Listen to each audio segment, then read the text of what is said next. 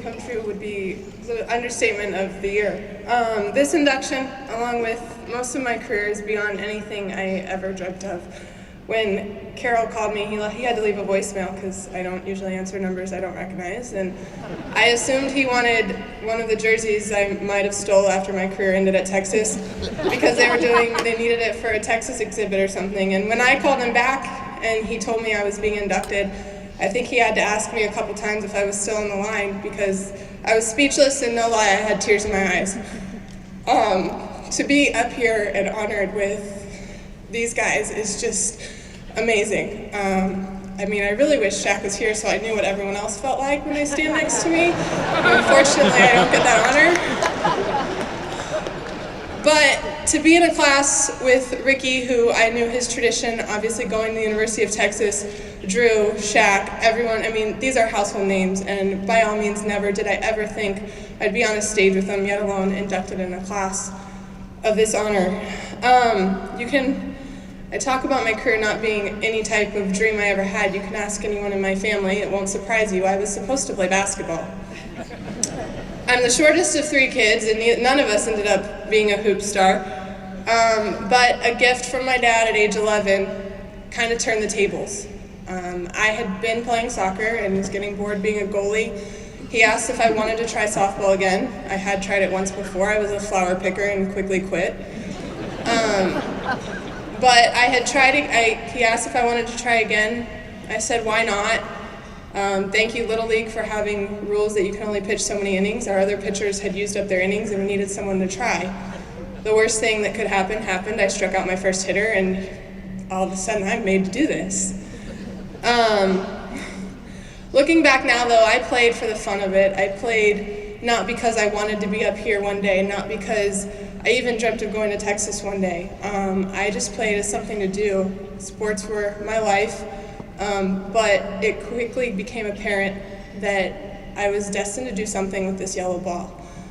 My high school career was anything beyond what I could dream of, like everything else I said. Cypress Springs High School opened up my freshman year. We had no varsity as a freshman. By the time I was a junior, all the umpires asked my head coach, Carol Adcock, if she had planted me in the ground and watered me, because I went from 5'5" to 6'1". But we did it. We made a name for ourselves. We never made the state tournament, but we did make the playoffs in our second year. And I can't thank, she's here today, but I think way back there, if I read my text correctly.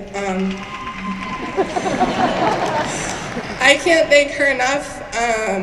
I think that was I don't even want to say trying time, but it was a very big learning experience in a young career. I played with a bunch of girls who had probably not played since they were 9 or 10, but we needed a team, so we went and found everybody who had ever played softball, and we made a team, and by the end of it, we were competitive, and from there is where I had to make the decision. I did play basketball all the way through high school, but slow, white girl kind of jump, pitcher. Which one do I want to do? But don't fool you, Jody Conrad came and watched me play high school basketball. But I made the jump to, obviously, I chose to go to Texas. My goal when I was 14 was to be good enough to walk on at Texas, because that's how bad I wanted to wear burnt orange. It obviously, like I said, worked out beyond what my goal was. I took the drive with my parents 2.5 hours up from Houston, went to Texas, and I will say till the day I die, if I had chosen to go into any other school, my career would not have taken the path it did. Coach Clark gave me an unbelievable opportunity to be thrown into the fire as a freshman, to excel as a freshman, to teach me how to set expectations and to meet them and go beyond them. Coach Clark, I cannot thank you enough, and I don't think I've been as appreciative as I should be for everything you did for me. And I'm sorry, I hate crying.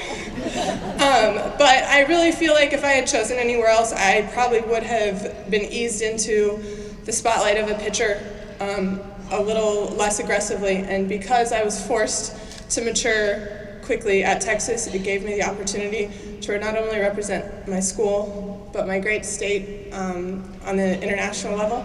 I am proud to be a Texan. That is why I stayed home, but I am more proud to say that I went overseas and won a gold medal for the state of Texas.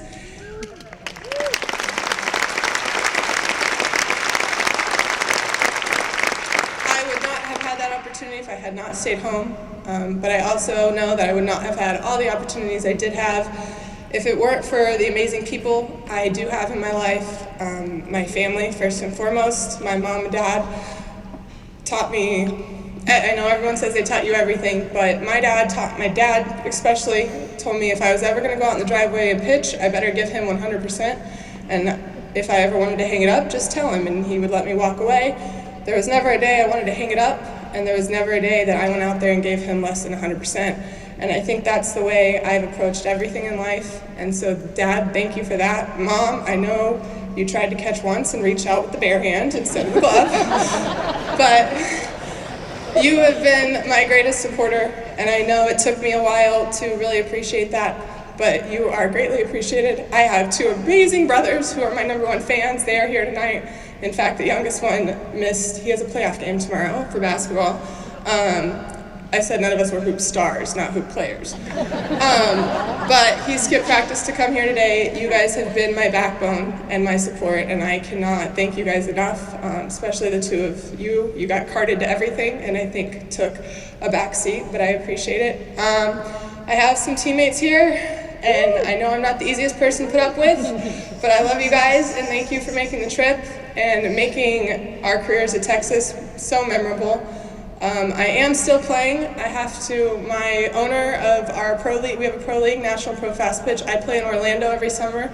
Owner of my team, Don Deonatis, and the USSSA Pride are here, and I can't thank them enough for coming down or coming over from Florida. It gives me an opportunity to continue to play, to continue to try to grow this sport of softball. Being voted out of the Olympics was a hard hit to our sport, but there are avenues for us to continue to play, and so I thank him for that opportunity, but also supporting it by being here tonight. I can't go without thanking my trainers that keep this old body put together. I know I'm not really that old, but when you throw that many pitches, it feels like you're really old. Lisa Lowe, Dan Kaler, and actually my high school trainers back there, David Wilkinson, he's here too.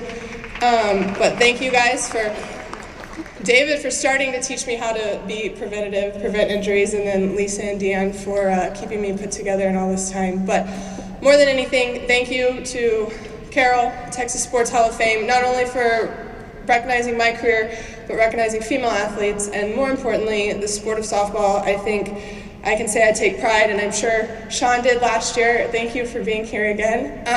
But softball it's growing, and it's awesome just to be able to see it recognized on this stage. So thank you very much.